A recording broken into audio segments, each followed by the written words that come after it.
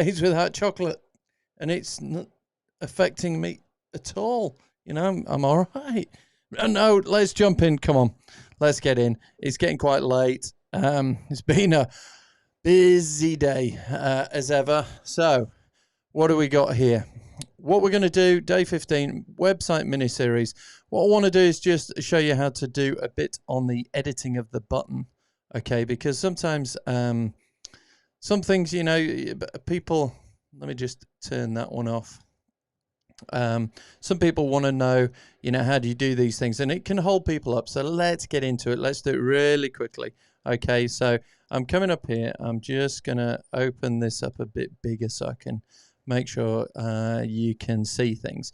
All right, so we've got no, hang on, over there. We've got the button. How can you edit it? Well, click on it. And don't forget down at the bottom here, so you got body, block, container, button. That way you know you're on the button. So always remember that breadcrumb trail, I think they call it, on this. And hopefully, let me just check. You can hear me. That's all right. Okay. So on here, click the little pencil icon. It opens up the right-hand thing here above me.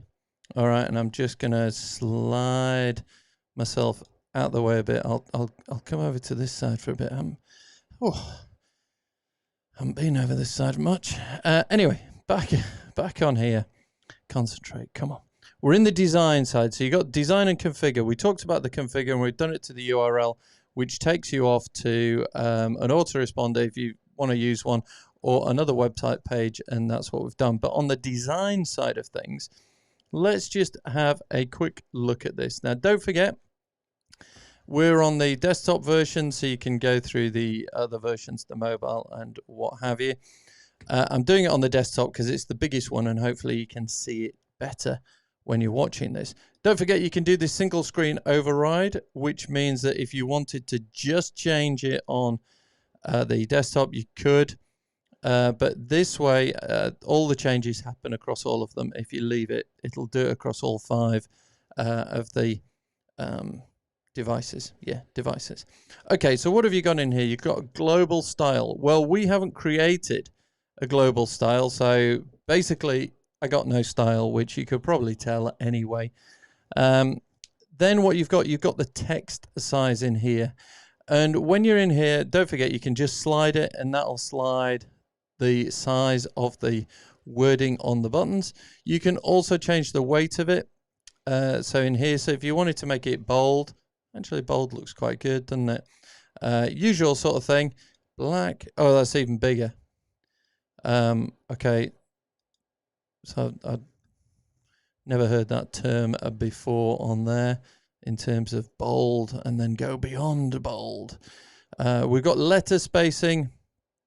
Obviously, this is your kind of personal preference, but you can see here, you can do tight, normal, or wide. Okay. Sometimes tight looks quite good.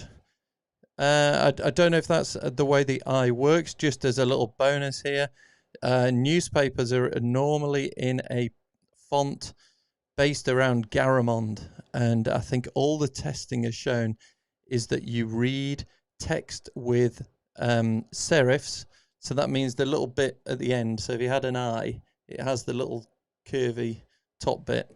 Yeah, apparently the eye picks it up and reads it more easily than other types of fonts. So sans serif, which means without the serif bit, without the bit on it. So like this text here doesn't have the kind of what I call the flowery bits on the end. But there we go. So that's that. So in page default, here you go. So this is what I mean. So when you get these little bits, apparently newspaper print, book print especially, is done in that style because it's the easiest to read. So there you go. Page default just comes in with whatever the page format is. Obviously then line height as well, you can do that. So if you've got multiple lines and you want to pinch the text in, you can do. We've got the background. So this is a couple of things I wanted to show you on here. So obviously you have the color, and you can do any color you want if you know the color code. But then if you highlight over some of these colors, what you will find is there will be drop downs where you can get different shades, and then you can change the opacity. So whether it is opaque or see-through. Yeah. So there you go. So you can do that, and obviously then you can come into the into the color thing and drag it to whatever code you want. Okay. Sometimes it's easier to just pick one of the standard colors, because that way you know it's going to be the same all the way through. But if you know the code of your specific color, then just type it in. So you click on the little dot and you would highlight and change that. Okay, so over there, yeah, no, you can't really see me, can you? So what I mean is, where are we? There you go. You can highlight that. You can highlight that and change it. You can just overtype it.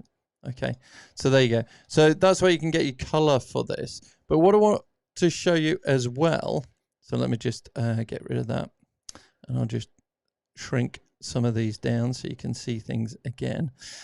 What you have is the border. Now, I know some people like really rounded things. Some people like very straight edge things. Again, this slider here will do the corners. Okay, so let me just make sure I'm in here correctly.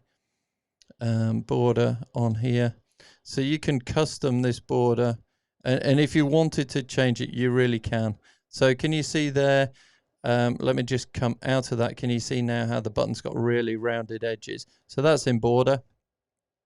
And you can just do that. Hang on. Let me come in and edit the pencil here on the border and slide it back. So something that has a bit of a rounded edge, a softer rounded edge. Okay. And then what we'll do is we'll come down. So quick one today.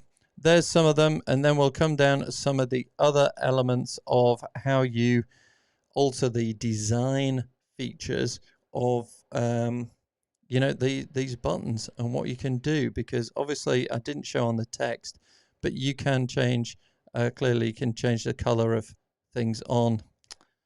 Here we go. Let me come into the right thing. On the text there, you can make it black, or if you wanted, you could do it white. Black stands out better as a contrast to yellow. But yeah, those sort of things here, just get familiar with it, get confident with it. And as I say, that one with the code, with your color code, stick to one or two colors that might be in your color scheme, or maybe on your logo or something like that. And that should be good. All right, that's day 15. Hope that helps. We're building up things, aren't we? Little by little. It's all good. It's all good. So what I want you to do now is go away and do it. Make sure you do it. And tell your friends about the fact that you've been watching this. If you're watching it on one of the YouTube channels, just click the subscribe, ding dong, ginganguli, and all the rest of it. You know what to do. Hey, give us a comment in there. Loving the feedback. Thank you very much for the feedback. Loving the feedback. If you want to give some more feedback and other elements you want to do, then do let me know. Otherwise, I will see you tomorrow for day 16. Woo-wee. God, we're singing through this. Talking of singing, where's that keyboard? Anyway, enough for now. Let's turn this thing off.